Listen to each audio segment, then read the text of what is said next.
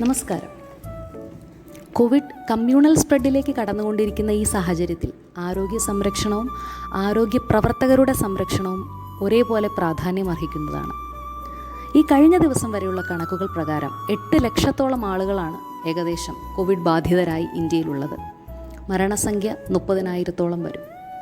ഈ സാഹചര്യത്തിൽ ഒരു ആരോഗ്യ പ്രവർത്തക എന്ന നിലയിൽ, ഒരു നഴ്സ് എന്ന നിലയിൽ, രോഗികളോട് ദിവസവും മണിക്കൂറുകൾ അടുത്ത് ഇടപഴകുന്ന ആളെന്ന നിലയിൽ ഞാൻ ഉൾപ്പെടുന്ന ആരോഗ്യ പ്രവർത്തകരും നേരിടുന്ന ചില ആശങ്കകൾ പങ്കുവയ്ക്കാൻ ആഗ്രഹിക്കുന്നു.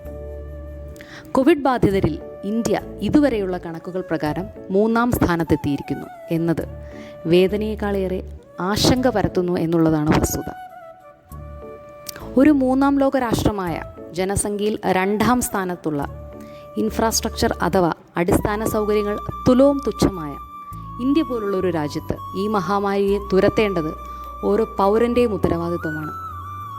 നിരുത്തരവാദപരമായി നടത്തുന്ന യാത്രകൾ, ക്വാറന്റൈൻ ലംഘിച്ചുകൊണ്ടുള്ള ഒളിയാത്രകൾ, പാർട്ടികൾ, അതിനേക്കാളുപരി കേരളത്തിൽ ഇക്കഴിഞ്ഞ ദിവസം നടന്ന സമരരീതികൾ തീർത്തും വേദനാജനകമാണ്.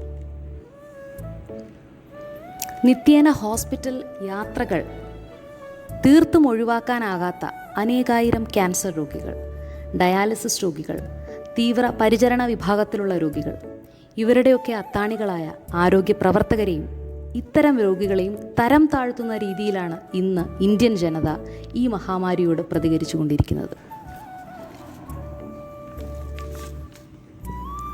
ജനുവരി അവസാനം ചൈനയിൽ തുടങ്ങി ഇന്ത്യയിൽ വ്യാപനം തുടങ്ങിയ കാലഘട്ടത്തിൽ ലോകത്തെമ്പാടും ഹോസ്പിറ്റൽ സ്റ്റാഫ് ഏറ്റവും അധികം ബുദ്ധിമുട്ടിയിരുന്നത് അവശ്യ സാധനങ്ങളായ മാസ്കിനും സാനിറ്റൈസറിനും PPE കിറ്റിനുമായിട്ടാണ്. പരിമിതമായി ലഭിച്ച ഇത്തരം വസ്തുക്കൾ തരുന്ന സംരക്ഷണം നിലവാരത്തിനും താഴെയായിരുന്നിട്ടും N95 മാസ്കുകൾ, PPE കിറ്റുകൾ എന്നിവ ലഭ്യമല്ലാതിരുന്നിട്ടും ഇന്ത്യയിലെ മാത്രം അവസ്ഥയല്ല, ബ്രിട്ടൻ പോലെ സാമ്പത്തികമായി മുന്നിൽ നിൽക്കുന്ന രാജ്യങ്ങളിലും ഇതുതന്നെയായിരുന്നു അവസ്ഥ എന്ന് നാം മറക്കരുത്. കുടുംബത്തെയും സ്വന്തം ആരോഗ്യത്തെയും മാറ്റി നിർത്തിക്കൊണ്ട് ജനസേവനത്തിനായി ഇറങ്ങുന്ന ഞങ്ങളെ ഇനിയെങ്കിലും പ്രതിസന്ധിയിലാക്കാൻ ഇന്ത്യൻ ജനത ശ്രമിക്കരുത് എന്നുള്ളത് ഒരപേക്ഷയാണ്. ഇനിയും ഇതേ രീതിയിൽ അവസ്ഥകൾ തുടർന്നാൽ മറ്റൊരു ഇറ്റലി ഇന്ത്യയിൽ കാണാനാകുമെന്നുള്ളത് നിസ്സംശയം പറയാനാകും. ശവശരീരങ്ങൾ നിറഞ്ഞ ട്രക്കുകൾ, വിജനമായ തെരുവോരങ്ങൾ, മരണത്തിന് കീഴടങ്ങുന്ന നഴ്സുമാരും ഡോക്ടർമാരും മരണത്തിന് വിട്ടുകൊടുക്കേണ്ടി വരുന്ന രോഗികളും ഒരു നിത്യ കാഴ്ചയായിരിക്കും. അതൊരു തീരാ ദുഃഖമായിരിക്കും.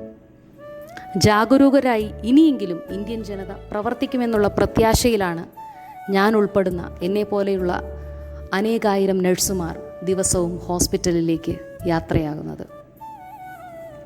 എല്ലാവർക്കും അറിയാവുന്ന ഒരു സത്യമാണ്, ഒരു രോഗിയോടൊപ്പം 8 മുതൽ 12 മണിക്കൂർ വരെയാണ് ഒരു നഴ്സ് സമയം ചിലവിടുന്നത്.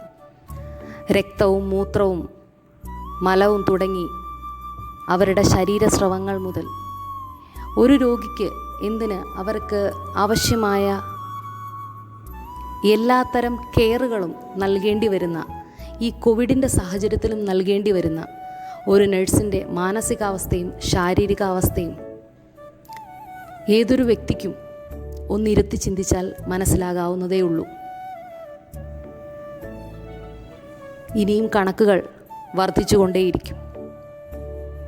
പക്ഷേ കമ്മ്യൂണൽ സ്പ്രെഡ് ഇനിയെങ്കിലും ഈ ഘട്ടത്തിലെങ്കിലും പ്രിവെൻറ്റ് ചെയ്യാൻ നമുക്ക് സാധിച്ചാൽ അത് ഇന്ത്യ പോലുള്ള ഒരു രാജ്യത്തിന് വലിയൊരു നേട്ടമായിരിക്കും. പ്രത്യാശയാണ് ഈ ഒരു ഘട്ടത്തിലും നമ്മളെ മുന്നോട്ട് നയിക്കുന്നത്. അതിനോടൊപ്പം തന്നെ ഞാൻ ഇതും പറയാൻ ആഗ്രഹിക്കുന്നു, ജാഗ്രതയും ഭയവും ഈ ഘട്ടത്തിൽ അത്യാവശ്യമാണ്. കൊറോണയോടുള്ള ഭയം ജനങ്ങളിൽ 3-4 മാസത്തിനുള്ളിൽ മാറി എന്നുള്ളതാണ് അവരുടെ ഇത്തരം പ്രവർത്തനങ്ങളിൽ, സമ്പർക്കങ്ങളിലൂടെ പകരുന്ന കോവിഡ് രോഗികളുടെ എണ്ണത്തിൽ നിന്നും മനസ്സിലാക്കാൻ കഴിയുന്നത്. പ്രത്യാശയോടെ കാത്തിരിക്കുന്നു.